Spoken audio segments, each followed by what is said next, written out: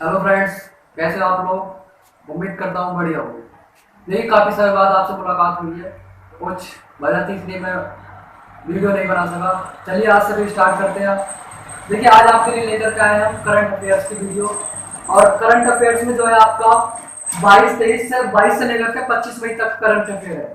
22 मई से लेकर के 25 मई तक का करंट अफेयर्स है का ये। और इसके पढ़ते हैं आपसे, ठीक है। चलिए शुरू करते हैं।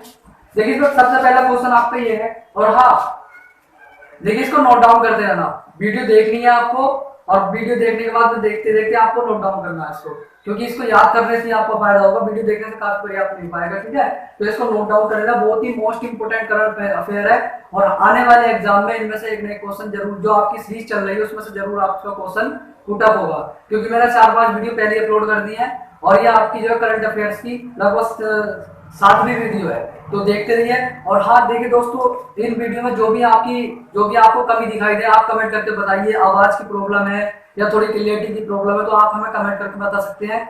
आपकी कमेंट पर ध्यान दिया जाएगा और अच्छे से अच्छा जो है हम अपना प्रदर्शन करेंगे, और अच्छे से अच्छा आपकी कमेंट जो है हम लाइक करेंगे, ठीक है। चलिए स्टार्ट करते हैं।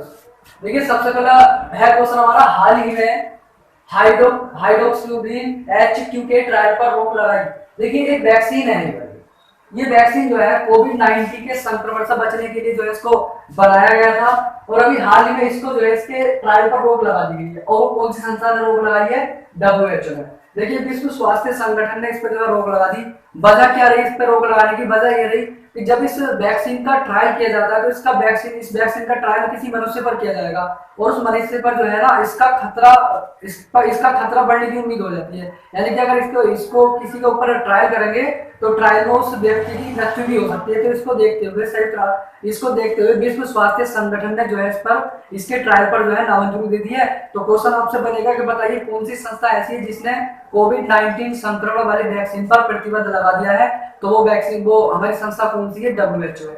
इसका मतलब होगा विश्व स्वास्थ्य संगठन। तो हमारा क्वेश्चन ये है कि हाल ही में हाइड्रोक्सीक्लोरोक्वीन HQ का ये शॉर्ट नाम है, के ट्रायल पर रोक लगाई है। किसने लगाई है? WHO ने लगाई है। संस्था का नाम कौन सा है? WHO ने। ठीक है, अगला क्वेश्चन बढ़ते हैं।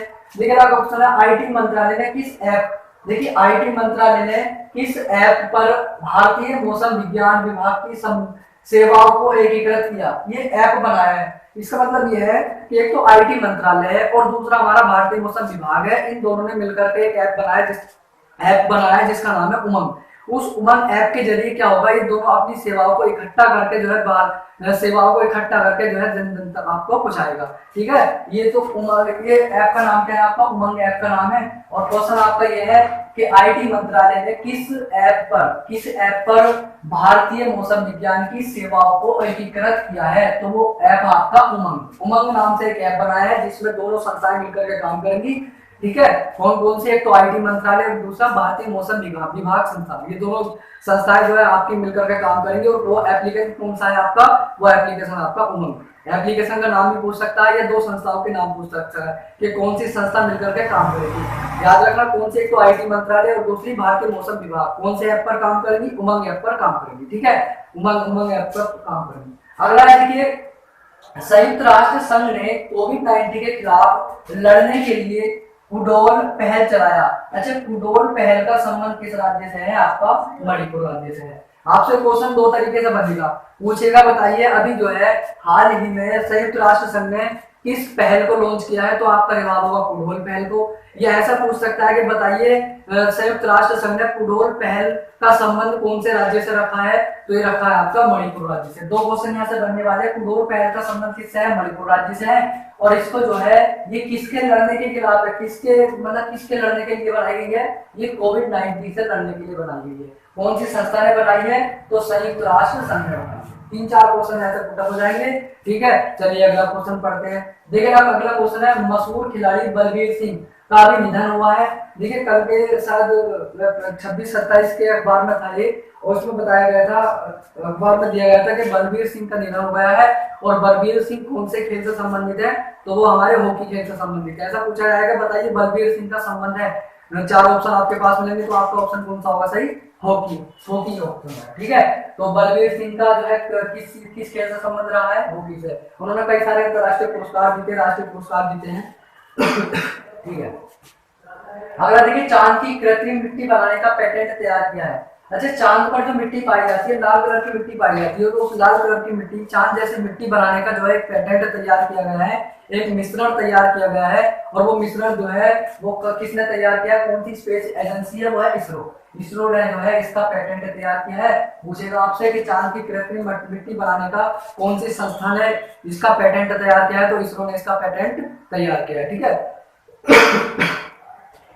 अगला क्वेश्चन है आपका, प्रवासी कामगारों के लिए प्रवासी आयोग बनाएगा। देखिए, अभी हाल ही में मुख्यमंत्री योगी आदित्यनाथ ने घोषणा की है कि जो भी प्रवासी मजदूर हैं, जो भी हमारे उत्तर प्रदेश के प्रवासी मजदूर हैं, वो दूसरे राज्यों में जो कामगार करने के लिए जाते हैं, उनको जो है होम यानी कि अपने ही राज्य में उसको रोजगार दिया जाएगा।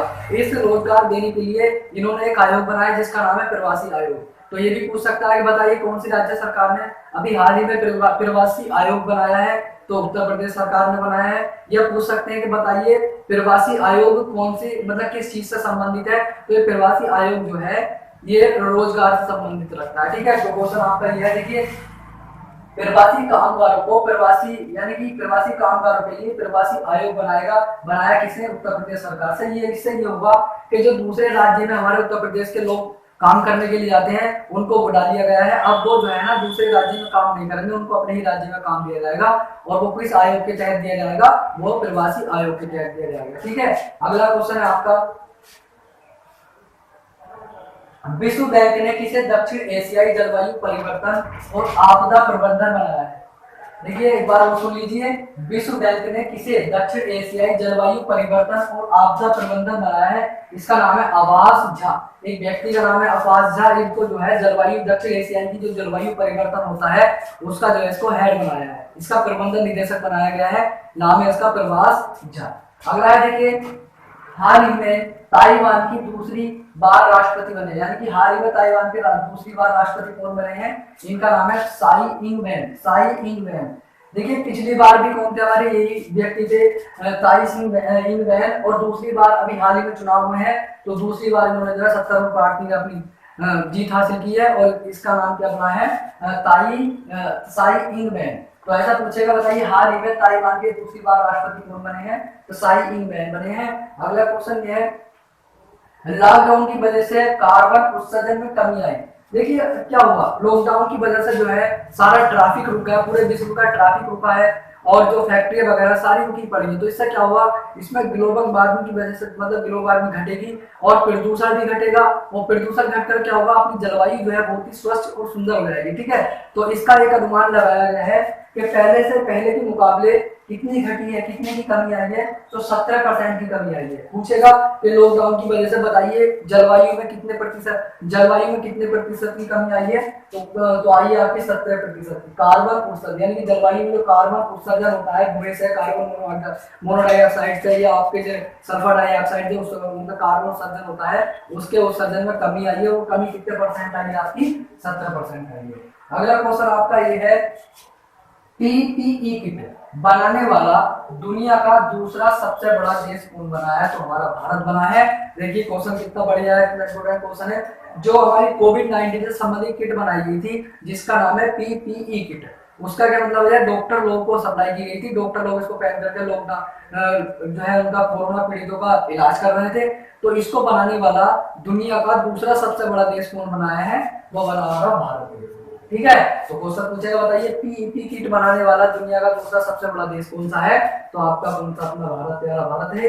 अगला क्वेश्चन है देखिए, कोविड-19 की चपेट में आर्थिक मंदी में आने वाला पहला विकसित देश कौन बना है, जापान का। ये क्वेश्चन कितना मोस्ट इंपोर्टेंट है आपका। देखिए कोविड-19 की वजह से जो है कोविड-19 की चपेट में आर्थिक मंदी में आने वाला पहला विकसित देश कौन सा है, जापान। देखिए जापान विकसित देश है और कोविड-19 से जूझ रहा है। तो इससे क्या मतलब ये है कि इसका क्वेश्चन ये बना है कि कोविड-19 की चपेट में आर्थिक मंदी में आने वाला पहला विकसित देश कौन है, जापान है। क्वेश्चन आपका बहुत अच्छा है, इसको याद कर लेना। अगला क्वेश्चन है देखिए भारत की जीडीपी का अनुमान लगा है। ये कई सारी संस्थाएं हैं, इन संस्थाओं ने जो है भारत की जीडीपी का अनुमान लगाया है कि कोविड-19 के चलते कितने कितने परसेंट जीडीपी भारत की गिर सकती है, कितने दिन में इसको जो है रिकवर करेगा। तो सबका जो है ये अनुमान है। देखिए, तो एक तरफ तो संस्था का नाम है, दूसरी तरफ रेट है, कितने रेट पर जो है गिर जाएगी। ठीक है, तो आपसे पूछेगा बताइए संयुक्त राष्ट्र संघ ने भारतीय जीडीपी का कितना अनुमान लगाया है, या मूडीज ने कितना अनुमान लगाया है, या वर्ल्ड बैंक ने, विश्व बैंक ने कितना लगाया है, या एशिया डेवलपमेंट एडीबी ने कितना लगाया है। तो एक तरफ आपको जो है देखिए संस्था का नाम है, दूसरी तरफ आपका रेट है। देखिए संयुक्त राष्ट्र संघ ने जो है भारतीय जीडीपी का कितना अनुमान लगाया है, वो 1.2% लगाया है। जब ये लॉकडाउन नहीं लगा था तो उस समय हमारी जो जीडीपी चल रही थी लगभग 4.5% के समथिंग चल रही थी, 4.5-5 के समथिंग चल रही थी। लेकिन जब लॉकडाउन आया है तो लॉकडाउन से जो है आर्थिक मंदी बढ़ गया और जीडीपी में घटकर कितनी हो गई है, वो 1.2 हो गई। किसके अनुसार हो गई है, हमारे संयुक्त राष्ट्र संघ के अनुसार हो गई है।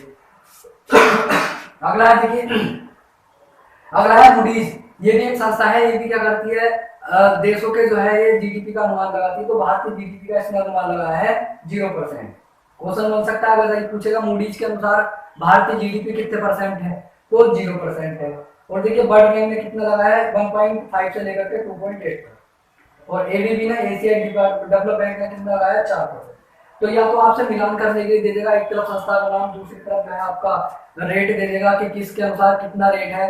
तो आपको जो है एक एक करके इन चारों रेटों को याद रखना है। संयुक्त राष्ट्र संघ ने कितना अनुमान लगाया था, 1.2। मूडीज ने कितना लगाया है, 0%।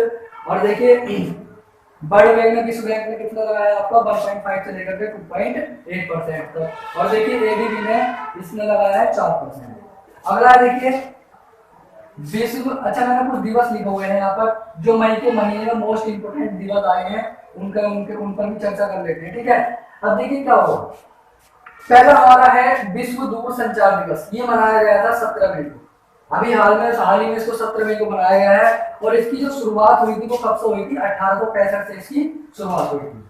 विश्व दूर संचार दिवस की शुरुआत कब हुई थी, 1865 में। और अभी हाल ही में किस डेट को बनाया गया है, वो 17 मई को बनाया गया है। अगला है देखिए अंतरराष्ट्रीय प्रकाश दिवस। देखिए अभी हाल ही में अंतरराष्ट्रीय प्रकाश दिवस मनाया गया है। ये मनाया गया था 16 मई को। 16 मई को मनाया गया है और ये 1960 में मनाया गया है। सबसे पहली बार कब मनाया गया था, 1960 में, या कह सकते हैं कि 1960 में इसकी शुरुआत हुई थी और हाल ही में बनाया गया है 16 मई को। अगला है विश्व रेड क्रॉस दिवस। देखिए विश्व रेड क्रॉस दिवस जो है वो 8 मई को मनाया जाता है। और ये कई बार एग्जाम में पूछा हुआ भी कई बार। इसकी शुरुआत भी पूछी गई है, कब इसकी शुरुआत हुई थी, और ये भी पूछा हुआ है कि किस डेट को मनाया जाता है। तो ध्यान रखना विश्व रेड क्रॉस दिवस कब मनाया जाता है, 8 मई को, और इसकी शुरुआत कब हुई थी, 1963 को हुई थी। अगला है अंतरराष्ट्रीय संग्रहालय दिवस कब मनाया गया है, 8 मई को, और इसकी जो शुरुआत हुई थी वो हुई थी 1977 में इसकी शुरुआत हुई थी। ठीक है, अब देखिए ये जो है विश्व रेड क्रॉस दिवस, इसकी स्थापना की थी हेनरी ड्यूकमेंट ने। क्या नाम है इनका, हेनरी ड्यूकमेंट ने। और इसको जो है अंतरराष्ट्रीय जो हमारा शांति नोबेल पुरस्कार होता है, इसने 3 बार जीता है। एकमात्र संस्था है जिसने शांति के लिए 3 बार नोबेल पुरस्कार जीता है। वो कौन सी संस्था है आपकी, है रेड क्रॉस। ठीक है, इसका जो स्थापना दिवस है वो जो है 1963 है और मनाया कब जाता है, 8 मई को मनाया जाता है। ठीक है, उसके बाद देखिए अंतरराष्ट्रीय प्रकाश दिवस। देखिए ये किसके उपलक्ष्य में मनाया जाता है, क्यों मनाया जाता है, इसके बारे में मैं आपको बता दूं। देखिए एक हमारे वैज्ञानिक थे जिनका नाम था टी.एच. मेमन। आपको याद होगा टी.एच. मेमन ने लेजर का आविष्कार किया था। टी.एच. मेमन ने किसका आविष्कार किया था, लेजर का जब पुनरीक्षण किया गया था, निरीक्षण किया गया था, तो उसके उपलक्ष्य में जो है अंतरराष्ट्रीय प्रकाश दिवस मनाया जाता है। ये सबसे पहले कब मनाया गया था, 1960 को। और ये जो है हर साल 16 मई को इसको सेलिब्रेट करते हैं। ठीक है, तो ये था आपका करंट अफेयर। देखिए इसको जो है ना सही करके नोट डाउन कर लीजिए, और एक क्वेश्चन को आपको याद करना है क्योंकि आने वाले एग्जाम में ये पूछे जाएंगे। ठीक है,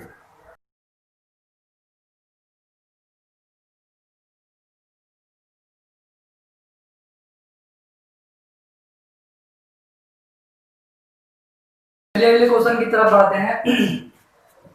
देखिए अगला क्वेश्चन है आपका टूर ऑफ ड्यूटी। अच्छा टूर ऑफ ड्यूटी का है, अभी हाल ही में चर्चा में रहा है शब्द टूर ऑफ ड्यूटी। इसका मतलब यह है कि जो आम लोग हैं, जो भारत के आम लोग हैं, उनको जो है 3 साल तक सेना में प्रशिक्षण दिया जाएगा। यानी कोई भी व्यक्ति अपनी स्वेच्छा से सेना में भर्ती हो सकता है, लेकिन सेना में भर्ती होने के लिए मानदंड नहीं रहेगा जो आपकी सेना में भर्ती हो, जैसे आपको पेपर क्वालिफाई करके दिया जाता है, जितना मानदंड आपको दिया जाता था, बस इसमें क्या होगा, पेपर नहीं होगा। यहाँ पर पेपर नहीं होगा। अपनी स्वेच्छा से कोई व्यक्ति चाहता है कि हम सेना के लिए काम करेंगे या सेना में भर्ती होना चाहते हैं, सेना का प्रशिक्षण सीखना चाहते हैं, तो वो 3 साल के लिए इस के तहत टूर ऑफ ड्यूटी के तहत 3 साल तक जो है वो सेना में भर्ती हो सकता है। लेकिन अगर देखा जाए तो जब सेना में भर्ती होते हैं, जैसे इससे पहले सेना में भर्ती होते थे तो 10 साल तक अपनी सेवाएं देते थे, लेकिन ये जो सेवा दी जाएगी सरकार से वो 3 साल तक के लिए दी जाएगी। या तो ऐसा पूछ सकता है कि बताइए टूर ऑफ ड्यूटी कितने साल तक के लागू की गई है, 3 साल तक के लिए लागू की गई है। या ऐसा पूछ सकता है कि टूर ऑफ ड्यूटी का संबंध किससे है, तो आपका सेना में भर्ती होने के लिए संबंध है। ठीक है, देखिए अच्छा सरकार ऐसा क्यों कर रही है, देखिए सरकार ही चाह रही है कि जो ऐसा आपने देखा होगा अंतर्राष्ट्रीय मुद्दे हर वक्त जो है गर्मा गर्मी का माहौल रहता है, जैसे पाकिस्तान से रहता है, चाइना से हर वक्त गर्मा गर्मी का माहौल रहता है, तो भारत सरकार ये चाहती है कि ज्यादा से ज्यादा लोगों को जो है सेना के लिए प्रशिक्षण दिया जाए, जिससे वो आने वाले समय में हमारा सहारा बने। तो इसलिए जो है ये एक अभियान चलाया गया है जिसका नाम है टूर ऑफ ड्यूटी। इसमें क्या होगा, 3 साल तक सेना में शामिल किया जाएगा। किनको किया जाएगा, जो आम लोग होंगे, आम लोग अगर चाहते हैं, जैसे हमारे भारत के लोग चाहते हैं कि हम जो है सेना में काम करें, तो सेना में काम करने के लिए टूर ऑफ ड्यूटी से जो है 3 साल तक के लिए प्रशिक्षण ले सकते हैं लोग। अब देखिए अभी ये प्रस्ताव पास नहीं हुआ है, लेकिन अभी जो है इसका मसौदा तैयार हो गया है, अभी पास नहीं हुआ है, कभी तो पास हो गया। ठीक है, चलिए अगला क्वेश्चन है आपका अम्फान। देखिए हाल ही में भी चर्चा में रहा है अम्फान, एक चक्रवाती तूफान आया था बंगाल की खाड़ी में, और देखिए ये जो कहां पर आया था, ये उड़ीसा और पश्चिम बंगाल में आया था, और ये कहां पर आया था, बंगाल की खाड़ी में आया था। इससे बहुत घर जो है तहस नहस हो गए, तो काफी जो है इसमें डेथ हो गई थी। ठीक है, तो ध्यान रखना अम्फान जो आया था बंगाली खाड़ी में आया था, और एक इन 2 राज्यों के तट पर आया था, एक ओडिशा के तट पर और एक पश्चिम बंगाल के तट पर आया था। देखिए ये 2020 में आया था, 2019 में 2 तूफान हो रहे थे, एक का नाम था बुलबुल, एक का नाम था फोनी। ये भी आप ध्यान रखना, क्योंकि पूछ सकता है कि बुलबुल कौन सी खाड़ी में आया था, ये बंगाली खाड़ी पर आया था, और फोनी भी कहां पर आया था, बंगाल की खाड़ी पर आया था। ये दोनों जो है उड़ीसा और पश्चिम बंगाल के तट पर आए थे, और 2020 में यानी कि मई, शायद 25 मई की बात है, 25 मई नहीं शायद 22 मई की बात है, 22 मई में जो है ये जो है तो आया था आपका अम्फान, उड़ीसा और पश्चिम बंगाल के तट पर आया था। ठीक है, इसका नामकरण किसने किया है, तो इसका नामकरण किया है थाईलैंड। देखिए दक्षिण के कुछ देश हैं जिसमें थाईलैंड आता है। ऐसा होता है जो भी आपका ये चक्रवात आते हैं तो कोई ना कोई देश इसका नामकरण करता है, तो अम्फान का जो नामकरण किया है वो किसने किया है, थाईलैंड ने किया है। तो पूछ सकता है कि बताइए अम्फान चक्रवाती तूफान का नामकरण किसने किया है, तो आपका जवाब क्या होगा, थाईलैंड होगा। ठीक है, अगला क्वेश्चन आएगा। देखिए WHO में जापान की जगह कौन लेगा, भारत लेगा। देखिए अभी क्या हुआ है, भारत ने जो है कोविड-19 से लड़ने के लिए बहुत ही मेहनत की है, बहुत ही मशक्कत की है, जिसका परिणाम उसको जो है WHO देगा। देखिए WHO ने एक निर्णय लिया है कि भारत जो है जापान का स्थान लेगा, यानी कि अब जापान को जो है WHO से निकाल दिया जाएगा, और WHO में जो है जापान की जगह कौन लेगा, आपका भारत लेगा। देखिए बहुत बड़ी उपलब्धि की बात है कि भारत ने जो है कोविड-19 पर जो है मतलब ज्यादा से ज्यादा अपना जो संक्रमण पा लिया है, और धीरे धीरे देखिए खत्म हो जाएगा कोविड-19। ठीक है, तो इसका जो है आपको ये पूछ सकता है कि WHO में जापान की जगह कौन सा देश लेगा, तो अपना प्यारा भारत लेगा। और देखिए इसमें जो है WHO में कुल सदस्य कितने हैं, 194 सदस्य हैं। 194 सदस्य कौन है, ये पूरे भारत को मिलाकर है। ठीक है, अगला है देखिए नेपाल ने अपने नए नक्शे में लिपुलेख और काला पानी को अपना हिस्सा बताया। देखिए अभी हाल ही में नेपाल ने अपना एक नक्शा जारी किया है, उस नक्शे में जो है जो